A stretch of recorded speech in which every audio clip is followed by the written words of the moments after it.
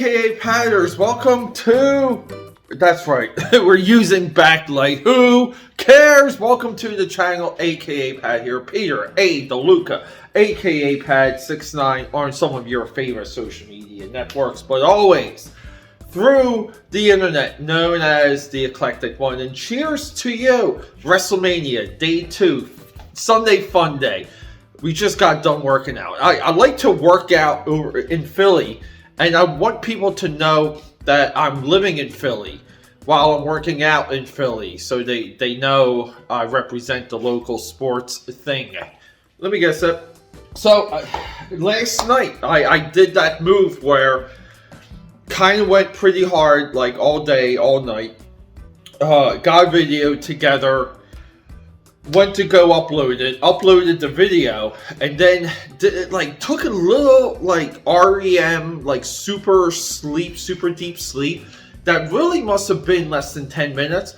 And I woke up and I thought that the video had finished uploading, and I closed the laptop, and lo and behold, I wake up at 5 o'clock this morning, video's not uploaded, and I had to reinitiate that. So I apologize. You guys want a full Saturday with no video. So today, on WrestleMania Day 2, we're going to do 2 video drops. And I just want to get right into what we're discussing here. We're talking Alan Moore. I have not covered or just went through Alan Moore's bibliography enough on this channel.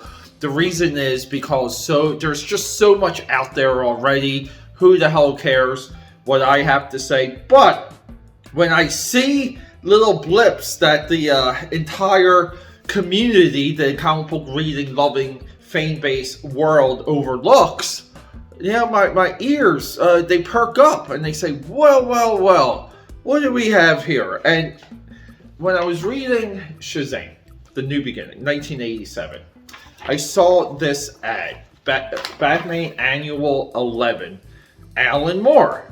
So naturally, I went to my Alan Moore book.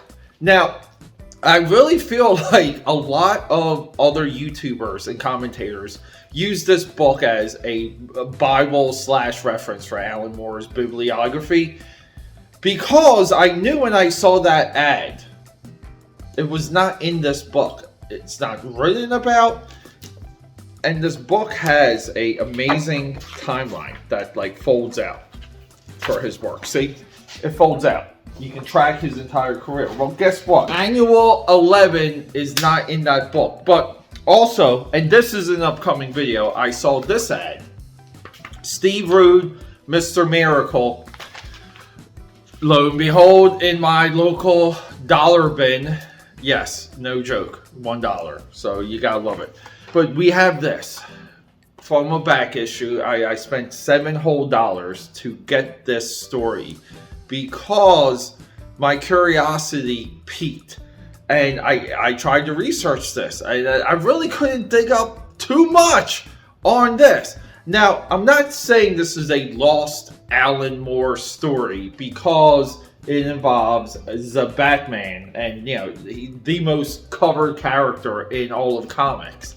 But this is forgotten. So let's hit that drawing table. I want to walk all of you through, really, no joke, what makes this guy the greatest of all time. Not just artist, writer, he's the greatest comic book period of all time. And I know there's a lot of you out there that think it's Rob Liefeld. But it's not Rob Liefeld, it's Alan Moore. Let's hit that drawing table.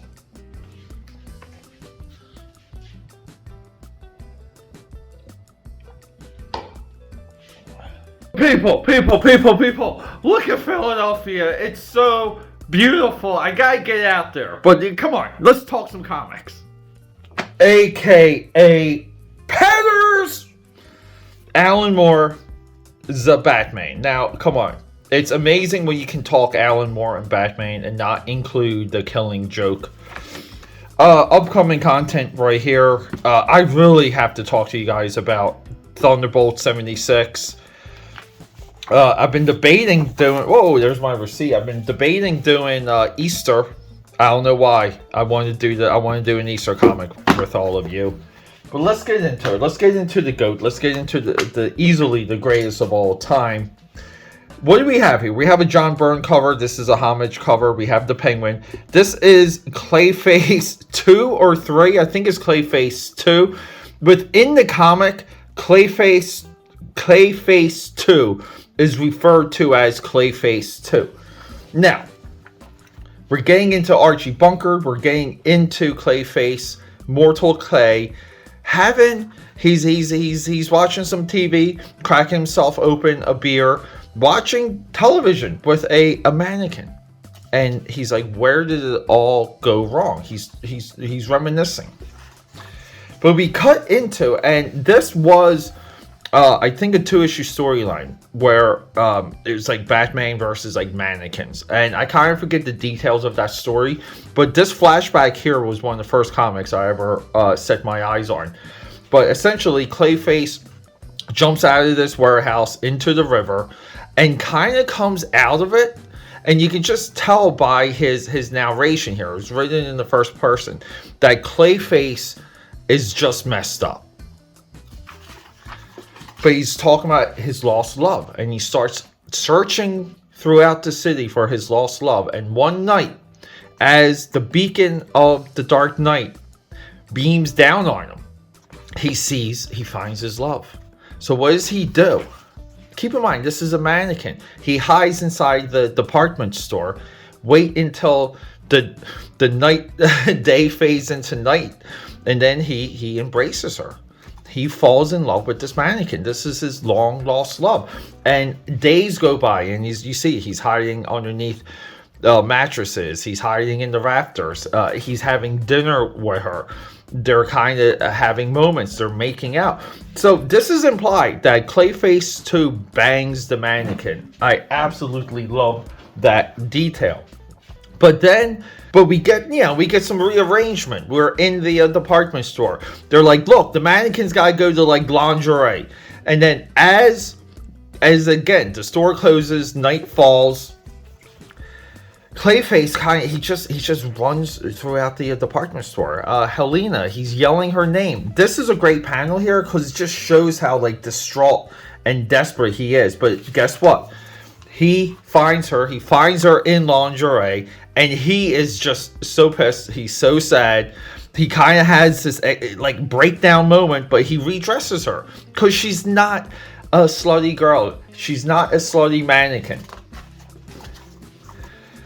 And then we have one of the security guards. He basically just, and it's funny. The security guard steals her handkerchief that's around her neck, and he kind of talks it off in a way where, hey, this is a extra pay for me, that sort of thing. Clayface sees the entire, you see he's hiding within the coat rack. He sees it all, and then he just goes after this guy, and this guy just, you can see he rips off a couple rounds, and then Clayface, this is so awesome, he like basically just touches him and melts the guy. So guess what happens here? It's a crime scene. The Dark Knight gets called. The Gordon gets called. All the players get called. Cue the entrance of Batman. Now here you can see this is a major news moment. Batman's on camera. He's on film.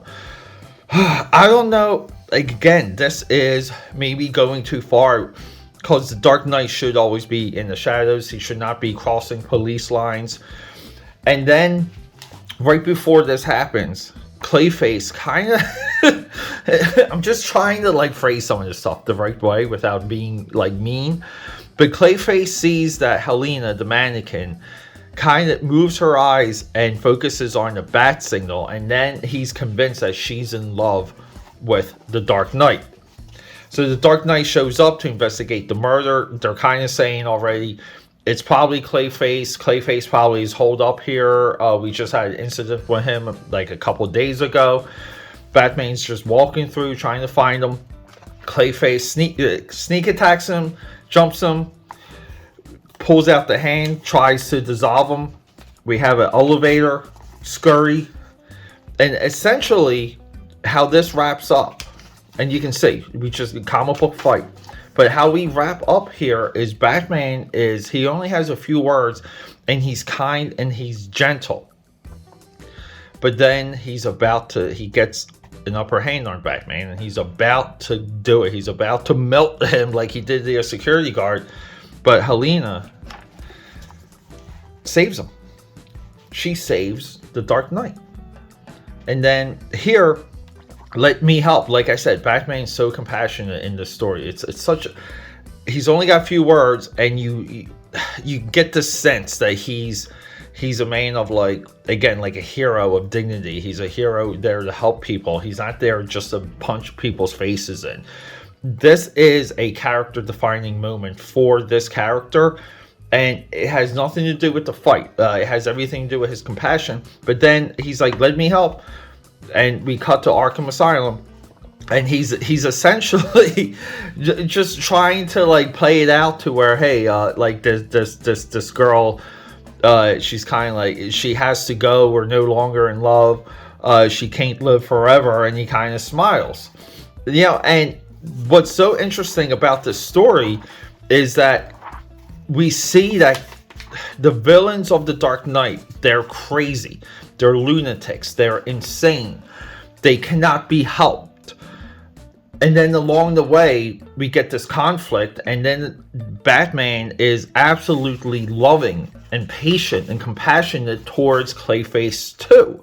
This is superhero storytelling. This is why it's called mythos and mythology, and why we tag those words. This is everything modern comics are missing. It is one hell of a short story. I can't say short story because it runs over, I think it runs 24 pages. It runs 23 pages. So it's a standard comic book. Fantastic single issue right here. Just happy to bring it to you guys. So just to preview, coming up, we will be doing the Steve Rude Englehart. Also, right, inker Mike Royer, the Kirby inker on this with Steve Rude. We will be going into this because I'm developing the opinion that 1986 and 1987 was the greatest year in DC Comics history. What they were putting out, the cylinders that they were fired on, it's staggering. It's unbelievable, the quality of work that rolled out in those 2 years.